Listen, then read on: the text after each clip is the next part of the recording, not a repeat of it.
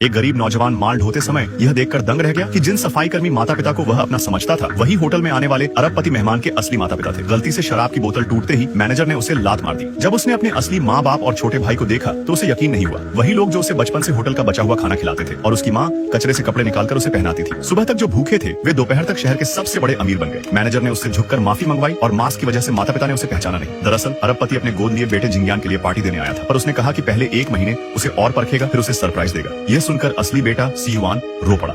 गरीबी से बाहर निकालने के लिए वह सालों से मेहनत करता रहा, छुट्टियों में मजदूरी करता और हाल ही में पूरे राज्य में टॉपर भी बना। लेकिन इसी संघर्ष ने उसे पेट का कैंसर दे दिया। डॉक्टर ने कहा उसके पास सिर्फ 1 महीना है। वह सोच रहा था आखिरी दिनों में थोड़ा और पैसा कमा ले, पर आज सच्चाई जानकर उसका दिल पूरी तरह टूट गया। रात को जब वह घर लौटा तो जैसे उसकी आत्मा निकल गई हो। पिता सफाई कर्मी की वर्दी में कुछ चिकन की हड्डियां लाए। तू तो यही पसंद करता है ना बेटा? माँ ने भी कचरे में मिली फटी हुई जूती लाकर दी और कहा कि यह तेरे टॉपर बनने का इनाम है। सीयुआन ने मुस्कुराकर सब लिया और कहा कि उसे इलाज के लिए पैसे चाहिए, तभी गोद लिया बेटा। जिंगयान बोला अगर सच में कोई गंदी बीमारी है तो जल्दी इलाज कराओ। सीयुआन सफाई देना चाहता था कि ऐसा कुछ नहीं है, लेकिन पिता ने बिना सुने थप्पड़ मार दिया। मैंने तुझे पढ़ाने के लिए अपनी जान लगा दी और तू बाहर गंदे काम करता है। फिर उसने उसे छड़ी से पीटा और कमरे में बंद कर दिया। माँ कुछ नहीं बोली। सीयुआन दर्द और बेइज्जती से बेहोश हो गया। जब होश आया तो वह अस्पताल में था। उसकी सहपाठी मिंगचियाओ ने उसे बचाया था। मिंगचियाओ उसे पसंद करती थी, लेकिन जब सीयुआन ने बताया कि वह मरने वाला है तो वह आंसू भरी आंखों से चली गई। वह भी रो पड़ा। वह उससे बहुत प्यार करता था, लेकिन अपनी हालत जानते हुए उसे तकलीफ नहीं देना चाहता था। समय देखकर वह घबरा गया और घर भागा। रास्ते में कुछ गुंडों ने उसे रोककर बुरी तरह पीटा। उसने उनसे कहा कि बस उसे अपने पिता से बात करने दो, वह उन्हें ज्यादा पैसे दिला देगा। उसने पिता को फोन किया, लेकिन जिंगयान ने बीच में कहा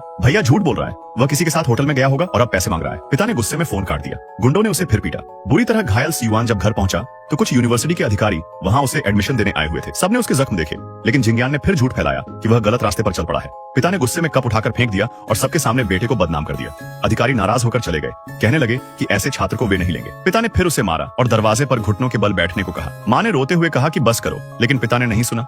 सीयुआन चुपचाप घुटनों पर बैठा रहा। तभी उसका छोटा कुत्ता उसके पास आया, वही एकमात्र जो उससे प्यार करता था। जिंगयान ने उसे लात मारकर दूर फेंक दिया। सीयुआन ने उसे धक्का दिया तो जिंगयान ने उल्टा उसे थप्पड़ मारा। पिता बाहर आए और जिंगयान रोकर बोला कि भैया ने मुझे मारा। पिता और भड़क गया, बोला कि अगर तूने विरोध किया तो मैं तेरे कुत्ते को मार दूंगा। सीयुआन डरकर घुटनों पर गिर गया। जिंगयान दिखावे में बोला भैया मेरी गलती है, तुम चाहो तो कुत्ता मुझे काट ले।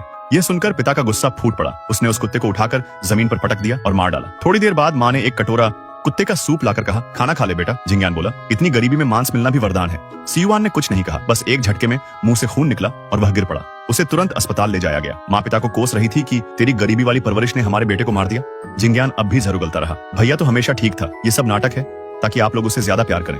पिता भी सोच में पड़ गया कि शायद सीयुआन सच में नाटक कर रहा है। लेकिन तभी डॉक्टर ऑपरेशन थिएटर से बाहर आया और जब उसने बताया कि अब ये ज्यादा दिन का मेहमान नहीं तो सब डर गए।